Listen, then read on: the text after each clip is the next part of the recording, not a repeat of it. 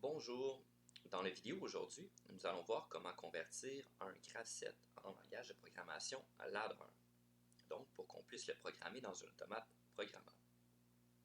Si vous avez des questions concernant le graph set, je vais mettre dans la description un lien pour une vidéo qui décrit un petit peu plus c'est quoi un graph set. Donc, pour convertir notre graph set en ladder, on va vouloir le séparer en différentes parties pour clarifier un petit peu notre programmation ladder. Donc, il va y avoir un certain ordre à respecter au niveau des différentes parties qu'on va utiliser. Quand on programme un automate, la première chose qu'on veut programmer, ça va toujours être les entrées. Parce que c'est ce qui va influencer le fonctionnement de notre automatisme. Donc, on veut commencer par voir, ou l'automate veut voir un petit peu ce qui se passe. Et la dernière chose qu'on voudra mettre, ça sera les sorties. Donc, une fois qu'on aura analysé tout le code, qu'on aura vu ce qui se passe, on aura pris une décision, on pourra, par exemple, faire bouger un vérin, activer un convoyeur ou activer n'importe quelle sortie. Entre-temps, on va avoir nos étapes. Donc, en plein milieu, on a nos étapes. Donc, nos étapes, comme on a vu dans la dernière vidéo, c'est les points d'arrêt que notre graph set va faire. Donc, à partir d'une étape, on va pouvoir faire une action qui, elle, va influencer notre sortie, ou nos sorties. Donc, après les étapes, on va venir mettre nos actions. Ensuite, il va nous rester seulement une partie à placer qui va être nos transitions. Les transitions vont suivre tout de suite après les entrées. Parce que, bon, naturellement, les entrées vont souvent apparaître au niveau de nos transitions. Donc ici, j'ai l'entrée BP1 qui, lui, a une influence directe sur la transition. Donc c'est pour ça que je vais pouvoir le mettre en tant que deuxième étape. Donc si on résume un petit peu ce qui se passe, l'automate va commencer par regarder qu'est-ce qui a changé, donc comment que le procédé a changé en regardant l'état des entrées. Ensuite, les entrées vont influencer nos transitions. Les transitions vont ensuite permettre peut-être de faire un changement d'étape. Donc, de changer d'étape. Et l'étape va faire un lien vers, naturellement, les actions. Et les actions, par exemple, L1 va ensuite activer la sortie, par exemple la sortie 4 de l'automate, si la lumière 1 elle est connectée à l'entrée 4, à la sortie 4. Pardon. Si on continue maintenant vers l'aspect de programmation.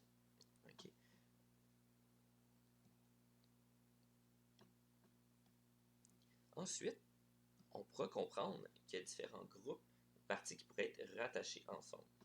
Donc, on pourrait, dans certains cas, programmer nos entrées et nos transitions ensemble, donc dans une première partie.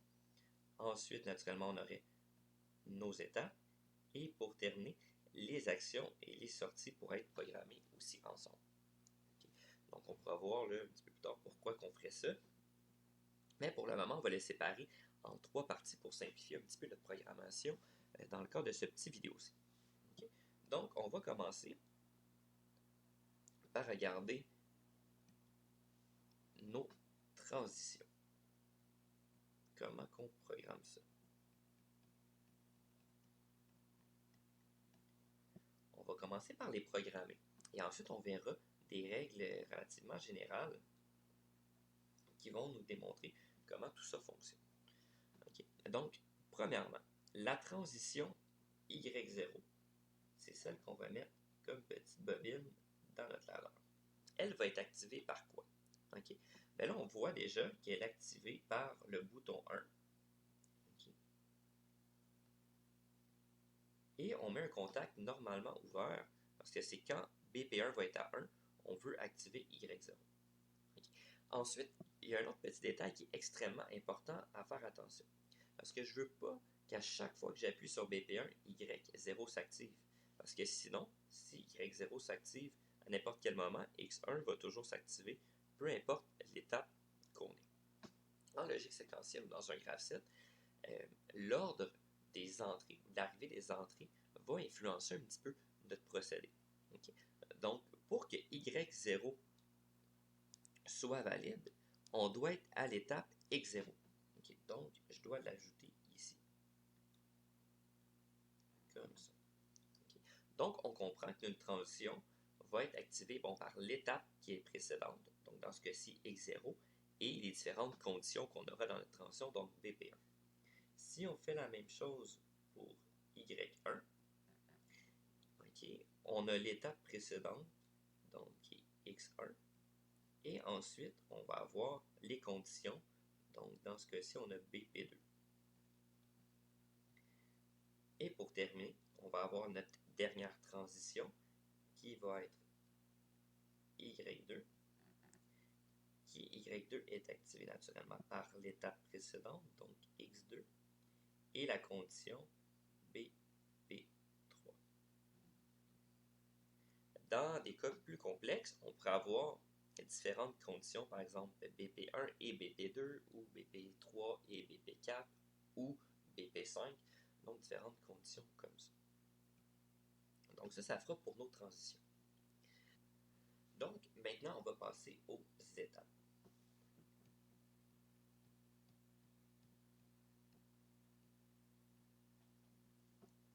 Donc,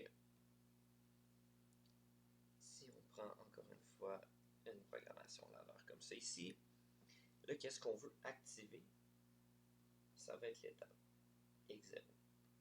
Okay? Bon. X0 est notre étape initiale et on veut tout d'abord l'initialiser automatiquement. Okay? Parce que quand on va exécuter graph7, si l'étape initiale, le x0 n'est pas initialisé ou n'est pas actif, il n'y a rien qui pourra se passer. Okay? Donc, je vais absolument l'activer avec un bit d'initialisation. Okay? Je vais mettre un contact normalement fermé et on verra à la fin de la programmation pourquoi c'est un contact normalement fermé qu'on met ici. Donc, je l'appelle init simplement par simplification pour initialisation. Ensuite, qu'est-ce qui va activer notre x0? Bien, ça va être notre y2. Okay? Parce qu'on sait, quand on a l'étape 2, y2 va nous permettre de quitter l'étape 2 pour ensuite remonter, okay? Pour ensuite remonter jusqu'en haut et puis arriver à l'étape 0. Donc, ici, je vais y mettre y2. Une fois qu'y2 va s'activer, x0 s'active, mais y2 s'active simplement pendant une fraction de seconde. Donc, on va vouloir garder x0 actif. La façon de le garder actif par lui-même, en fait, ça va être avec l'automaintien. Okay? Donc, on va mettre un x0. Donc, lui-même va permettre de se garder activé et on va vouloir le désactiver avec quelque chose. Okay? Donc, c'est quelque chose-là, il faut toujours mettre un contact normalement fermé. On va vouloir que le contact s'ouvre pour désactiver x0. Okay? Qu'est-ce qui va désactiver notre x0, okay, qui est ici? Donc, quand je suis à l'étape 0, qu'est-ce qui nous permet de quitter x0 pour aller vers x1? C'est y0. Okay? Donc, je vais mettre y0 pour désactiver x0. Ensuite de ça, l'étape 0 est complète. Donc, on va pouvoir passer à l'étape 1. Donc, on va mettre x1 comme une bobine. Naturellement, on n'aura pas besoin d'initialisation sur x1 parce que la seule façon qu'elle s'active pour l'instant dans ce graph7ci, c'est par x0.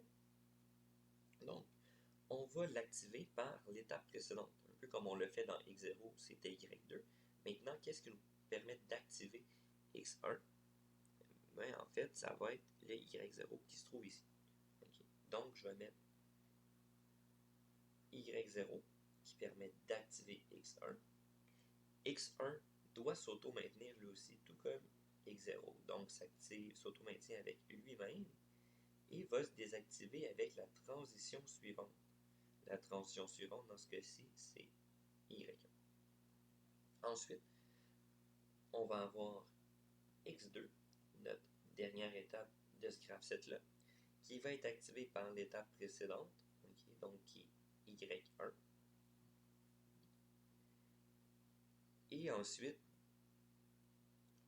va s'auto-maintenir avec lui-même donc X2, et se désactive avec la transition suivante, donc Y2, qu'on a vu tantôt, nous permet d'activer l'étape 0. Okay. Donc ça va pour nos étapes. Maintenant, ici on passe à nos actions.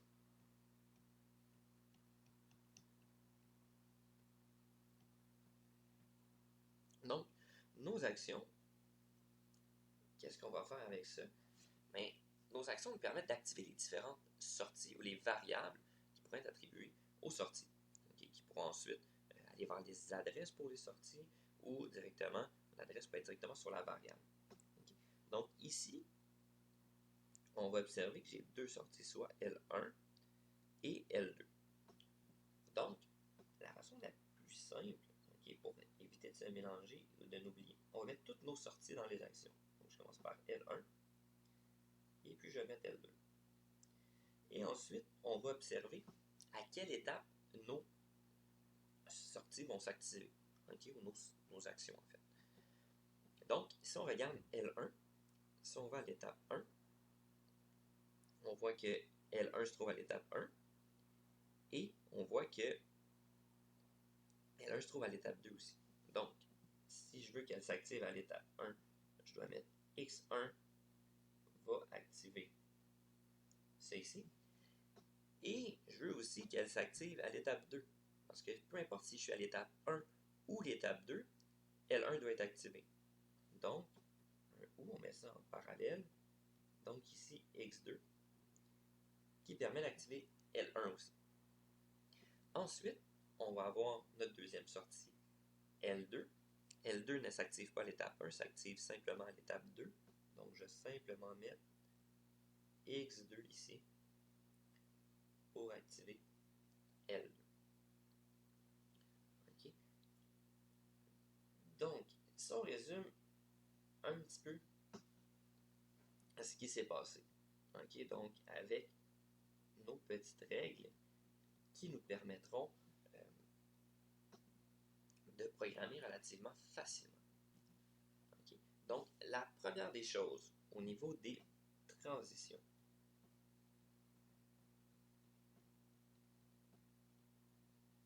Donc, la transition va être donnée par l'étape précédente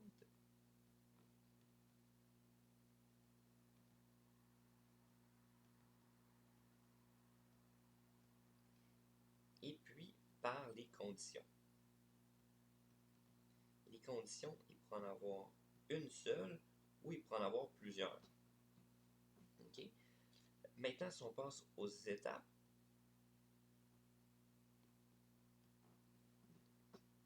l'étape va être activée par la transition précédente.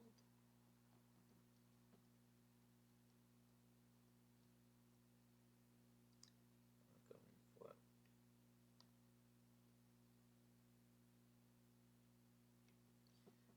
Donc, l'étape va être activée par la transition précédente.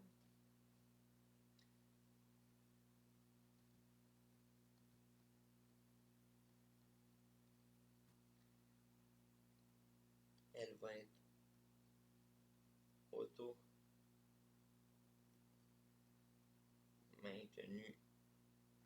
par elle-même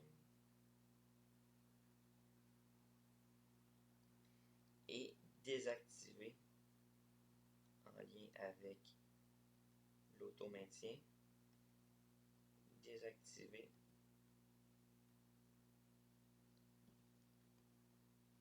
par la ou les transitions suivantes. Okay. Au même titre que l'étape pourrait être activée par plusieurs transitions précédentes. Okay. On pourra le voir éventuellement pourquoi. Quand on verra par exemple des ou, qui sera probablement le prochain vidéo. Puis ensuite, les actions.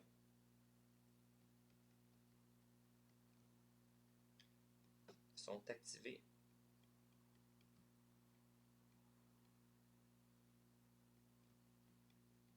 par les étapes.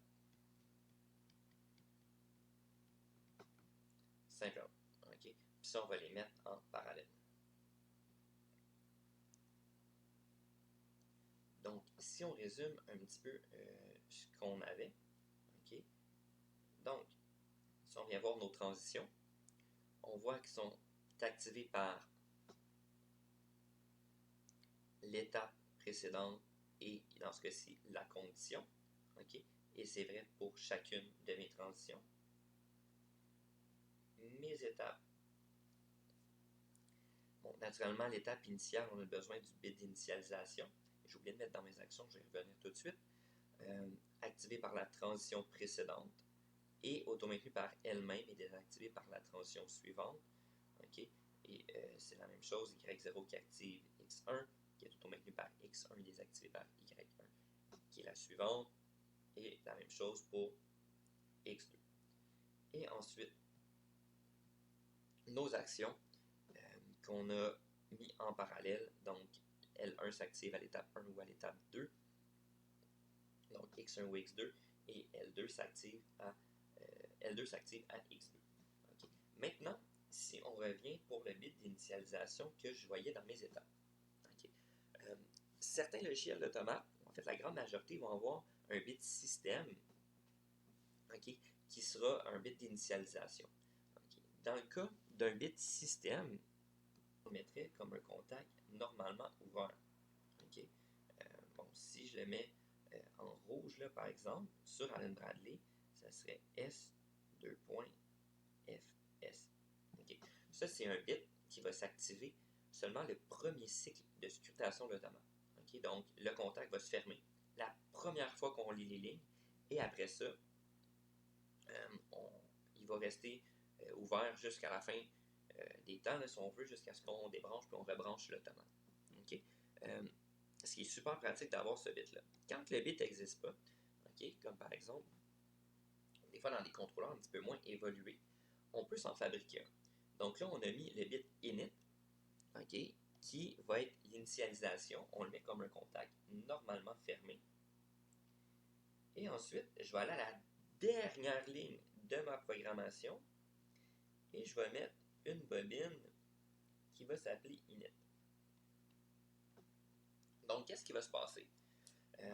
C'est quand je vais regarder mon code, quand l'automate va scruter, bon, naturellement, il va commencer par la routine de transition. Il ne se passera rien à la première ligne, il ne se passe rien à la deuxième, il ne se passe rien à la troisième parce qu'il n'y a aucune des trois étapes X0, X1 ou X2 d'activer. Ensuite, il va aller scruter mes étapes.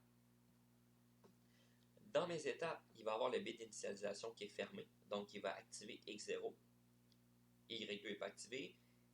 X0 va s'auto-maintenir avec lui-même. Y0, on a vu qu'il n'était pas activé, donc X0 reste activé. Naturellement, les deux autres étapes ne s'activent pas parce qu'on n'a pas les autres transitions. Et ensuite, on arrive dans les actions. Okay. On n'a aucune action qui se passe parce que le bon X1 et X2 ne sont pas activés. Et on a init qui s'active. Donc, init va tomber à 1. Si init tombe à 1, quand on va venir rescruter, bon, ici il pourrait se passer quelque chose, mais on l'ignore.